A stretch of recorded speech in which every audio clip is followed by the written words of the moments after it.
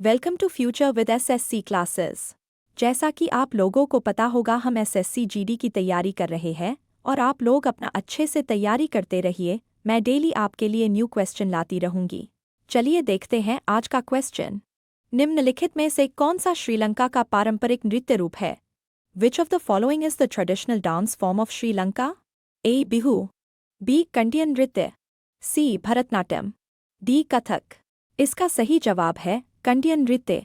श्रीलंका के पारंपरिक नृत्य रूप के बारे में और कुछ बातें। श्रीलंका का पारंपरिक नृत्य रूप कंडियन नृत्य है। यह श्रीलंका का राष्ट्रीय नृत्य है। यह नृत्य 16वीं से 19वीं शताब्दी के बीच कंडियन राजाओं के शासनकाल में विकसित हुआ था। यह नृत्य आमतौर पर रामायण की कहानियों पर आधारित होता है। इस नृत्य में नर्तक हाथी और मोर जैसी जानवरों की हरकतों की नकल करते हैं। इस नृत्य में नर्तक ताल की धुन पर नृत्य करते हैं, जिसे गाता बेरिया कहते हैं। इस नृत्य में नर्तक सुंदर वेशभूषा पहनते हैं। पुरुषों को स्कर्ट जैसी पोशाक पहननी होती है। पुरुषों की छाती को चांदी के राजचिन्ह और हेडगियर से सजाया जाता है। पुरुष अपनी बाहों और टखनों पर चांदी की चूड़ियां पहनते हैं। श्रीलंका के कुछ और नृत्य। पंथेरू, वेस नृत्य। चलते हैं अगले क्वेश्चन पे। गुरुडोंगमार झील निम्नलिखित में से किस राज्य में स्थित है? Gurudongmar lake is located in which of the following state? A Bihar, B Sikkim, C Tamil Nadu, D Chhattisgarh. इसका सही जवाब है सिक्किम। गुरुडोंगमार झील के बारे में और कुछ बातें। गुरुडोंगमार झील भारत के सिक्किम राज्य में स्थित है। यह झील महान हिमालय में सिक्किम के मंगन जिले में है। यह दुनिया और भारत की सबसे ऊंची झीलों में से एक है। इसकी ऊंचाई 17,800 फीट 5,430 मीटर है। गुरुडोंगमार झील के बारे में कुछ और खास बातें। यह झील बौद्ध, सिख और हिंदू धर्म के लोगों के लिए पवित्र है। इसका नाम गुरु पद्मसंभव के नाम पर रखा गया है। गुरु पद्मसंभव तिब्बती बौद्ध धर्म के संस्थापक थे। यह झील 118 हेक्टेयर 290 एकड़ के क्षेत्रफल में फैली हुई है। इसकी परिधि की लंबाई 5.34 किलोमीटर 3.32 मील है। यह झील सोलाहमू से मिलकर तीस्ता नदी बनती है। नवंबर से मध्य मई तक सर्दियों के मौसम में यह झील पूरी तरह जमी रहती है। गुरुडोंगमार झील तक पहुंचने के लिए लाचेन से थांगू होते हुए सड़क मार्ग से जाया जा सकता है। इस झील के आसपास याक, नीली भेड़ और ऊंचाई वाले दूसरे वन्यजीव रहते हैं। चलते हैं अगले क्वेश्चन पे। बांसुरी के विश्व प्रसिद्ध प्रतिपादक है। Is a world renowned exponent of the flute?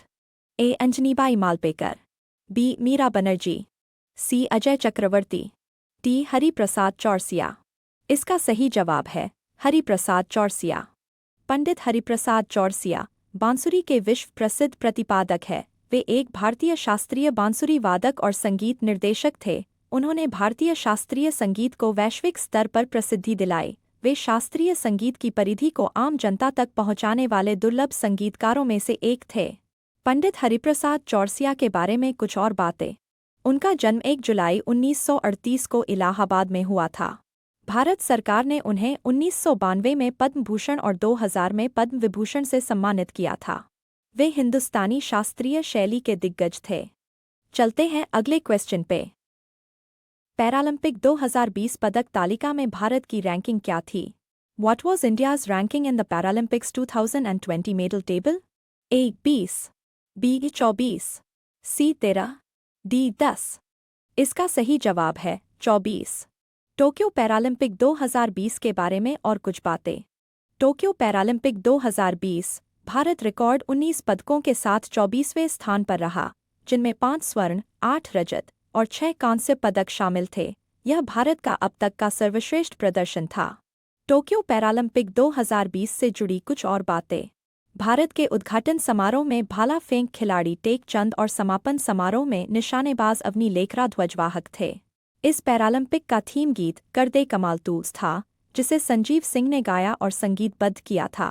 Manish Narwal ने मेंस 50 मीटर पिस्टल एक शूटिंग में स्वर्ण पदक जीता था। उन्होंने क्वालिफाइंग में 7वें स्थान पर रहकर फाइनल के लिए क्वालिफाई किया था। फाइनल में उन्होंने 218.2 का स्कोर बनाया था, जो पैरा खेलों में नया रिकॉर्ड था। चलते हैं अगले क्वेश्चन पे। किसकी आत्मकथा का शीर्षक एस अगेंस्ट ऑड्स है? Whose autobiography is titled ace against odds? A Sania Mirza, B Mary Kom, C Saina Nehwal, D Mirabai Chanu. इसका सही जवाब है सानिया मिर्ज़ा। सानिया मिर्ज़ा के बारे में और कुछ बातें। भारतीय टेनिस खिलाड़ी सानिया मिर्ज़ा की आत्मकथा का शीर्षक एस अगेंस्ट ऑड्स है। यह किताब साल 2016 में आई थी। सानिया ने अपने पिता और गुरु इमरान मिर्ज़ा और खेल पत्रकार शिवानी गुप्ता की मदद से यह किताब लिखी है। इस किताब में भारत और दुनिया की टॉप महिला टेनिस खिलाड़ियों में से एक बनने की सानिया की यात्रा का वर्णन है। यह किताब 40 अध्यायों की है और इसमें सानिया के बचपन से लेकर अब तक की कहानी है। इस किताब का विमोचन भारतीय अभिनेता शाहरुख खान ने जुलाई 2016 में किया था। चलते हैं अगले क्वेश्चन पे। भारत में प्रायद्वीपीय पठार का आकार है। The shape of the peninsular Plato in India is a रेखीय, बी आयताकार, सी वृत्ताकार, डी त्रिभुजाकार। इसका सही जवाब है त्रिभुजाकार। भारत का प्रायद्वीपीय पठार त्रिभुजाकार आकृति का है। इसका आधार उत्तर भारत के विशाल मैदान के दक्षिणी किनारे से मेल खाता है। कन्याकुमारी को त्रिभुजाकार पठार के शीर्ष के रूप में जाना जाता है। प्रायद्वीपीय पठार से जुड़ी कुछ और खास बातें। यह पठार समुद्र तल से औसतन 600 से 900 मीटर ऊपर उठा है। यह पठार आग्नेय और रूपांतरित चट्टानों से बना है। यह पठार कई छोटे पठारों, पहाड़ी श्रृंखलाओं, नदी घाटियों और घाटियों से घिरा हुआ है। यह पठार 2 भागों में बंटा हुआ है, जिनमें से हर भाग में छोटे पठार है। यह पठार विश्व की सबसे पुरानी भूआकृतियों में से एक है। यह पठार दक्कन ट्रैप का विस्तार है। यह पठार प्राचीन गोंडवाना प्लेट का हिस्सा है। चलते हैं अगले क्वेश्चन पे। महाकश्यप की अध्यक्षता में किस बौद्ध परिषद का आयोजन किया गया था? Which Buddhist council was held under the chairmanship of Mahakashyapa? A पहली, बी दूसरी, सी तीसरी, डी चौथी। इसका सही जवाब है पहली। बौद्ध परिषद का आयोजन के बारे में और कुछ बातें। महाकश्यप की अध्यक्षता में प्रथम बौद्ध परिषद का आयोजन किया गया था। यह परिषद 483 ईसा पूर्व में राजगीर की गुफा के पास आयोजित की गई थी। यह परिषद हर्यंक वंश के राजा अजातशत्रु के संरक्षण में आयोजित की गई थी। इस परिषद का मकसद बुद्ध की शिक्षाओं का संरक्षण करना था। इस परिषद में सुत्त पिटक और विनय पिटक का संकलन किया गया।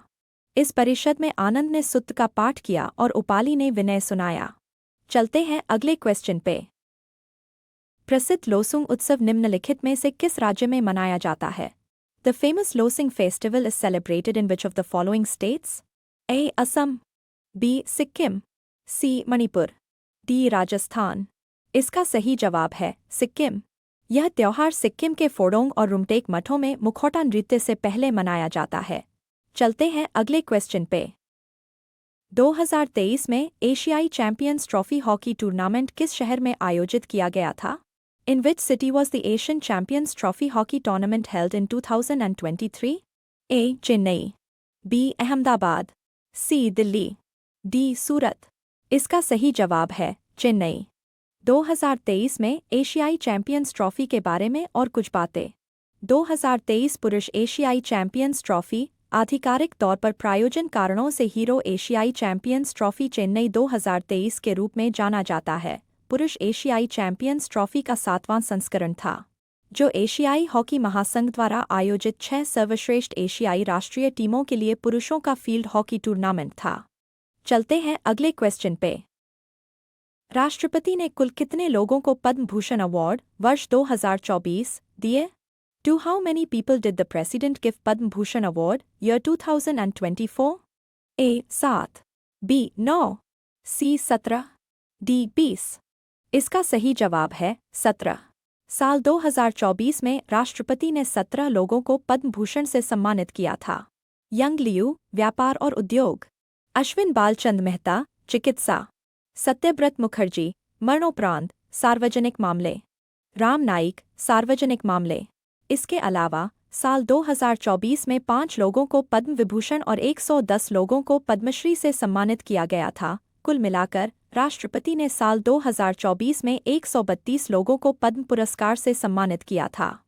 चलते हैं अगले क्वेश्चन पे। निम्नलिखित में से कौन सी तमिलनाडु की सबसे ऊंची चोटी है? Which of the following is the highest peak in Tamil Nadu? A Mahendragiri, B Anaimudi, C Nanda Devi, D Doda Betta. इसका सही जवाब है डोडा बेट्टा। डोडा बेट्टा के बारे में और कुछ बातें। तमिलनाडु की सबसे ऊंची चोटी डोड्डा बेट्टा है। यह नीलगिरी पहाड़ियों में स्थित है और इसकी ऊंचाई 2637 मीटर 8652 फुट है। डोड्डा बेट्टा ऊटी बस स्टैंड से करीब 10 किलोमीटर दूर है। डोड्डा बेट्टा को बिग माउंटेन भी कहा जाता है। नीलगिरी पहाड़ियाँ पश्चिमी घाट का हिस्सा है। ये पहाड़ियाँ कर्नाटक, केरल और तमिलनाडु राज्यों के त्रिजंक्शन पर स्थित है। नीलगिरी पहाड़ियों का नाम इन पहाड़ियों के शोला वनों में पाए जाने वाले नीलकुरुंजी फूलों बैंगनी नीले फूल के नाम पर रखा गया है। चलते हैं अगले क्वेश्चन पे। निम्नलिखित में से कहाँ विशाल स्नानागार पाया गया था? Where among the following was the Great Bath found? A. Ropar, B. Alamgirpur, C. Rakhigarhi, D. Mohenjodaro. इसका सही जवाब है मोहनजोदड़ो। विशाल स्नानागार के बारे में और कुछ बातें। विशाल स्नानागार पाकिस्तान के सिंध प्रांत में स्थित मोहनजोदड़ो में पाया गया था। यह सिंधु घाटी सभ्यता की सबसे बड़ी इमारत थी। यह प्राचीन दुनिया का सबसे पुराना सार्वजनिक जल टैंक है। इसे द ग्रेट बाथ के नाम से भी जाना जाता है। इसकी खुदाई 1926 में पुरातात्विक खुदाई के दौरान हुई थी। यह तीसरी सहस्राब्दी ईसा पूर्व में बना था। इसे पकी हुई ईंटों से बनाया गया था। यह 83 वर्ग मीटर में फैला था। माना जाता है कि इसका इस्तेमाल अनुष्ठानिक स्नान के लिए किया जाता था। इसे जलरोधी बनाने के लिए वेजिटेबल स्टार्च या प्राकृतिक टार का इस्तेमाल किया गया था। इसके किनारों और फर्श पर बिटुमेन की एक पतली परत बिछाई गई थी। इसके पूर्वी किनारे पर कमरों की एक श्रृंखला थी। एक कमरे में एक कुआं था जो टैंक को भरने के लिए पानी की आपूर्ति करता था। चलते हैं अगले क्वेश्चन पे। पहले दक्षिण एशियाई खेलों की मेज़बानी द्वारा की गई थी। The first South Asian games were hosted by A. Kathmandu, B. Dhaka, C. Colombo, D. Calcutta. इसका सही जवाब है काठमांडू। पहले दक्षिण एशियाई खेलों की मेज़बानी नेपाल की राजधानी काठमांडू ने की थी। ये खेल साल 1984 में आयोजित किए गए थे। दक्षिण एशियाई खेलों को दक्षिण एशियाई संघ खेलों (SAF) खेलों के नाम से भी जाना जाता है। इन खेलों का आयोजन हर 2 साल में होता है। दक्षिण एशियाई खेलों के बारे में कुछ और खास बातें। इन खेलों का आयोजन दक्षिण एशियाई देशों के बीच खेल भावना और क्षेत्रीय सहयोग को बढ़ावा देने के लिए किया जाता है। इन खेलों में अफगानिस्तान, बांग्लादेश, भूटान, भारत, मालदीव, नेपाल, पाकिस्तान और श्रीलंका जैसे देश हिस्सा लेते हैं। दक्षिण एशियाई खेलों का संचालन दक्षिण एशियाई खेल परिषद (SASC) करती है। इसकी स्थापना साल 1983 में हुई थी। चलते हैं अगले क्वेश्चन पे। शास्त्रीय हिंदू धर्म के भारतीय साहित्य में कितने वेद हैं? How many Vedas are there in the Indian literature of classical Hinduism? A. 3, B. 4, C. 1, D. 2। इसका सही जवाब है 4।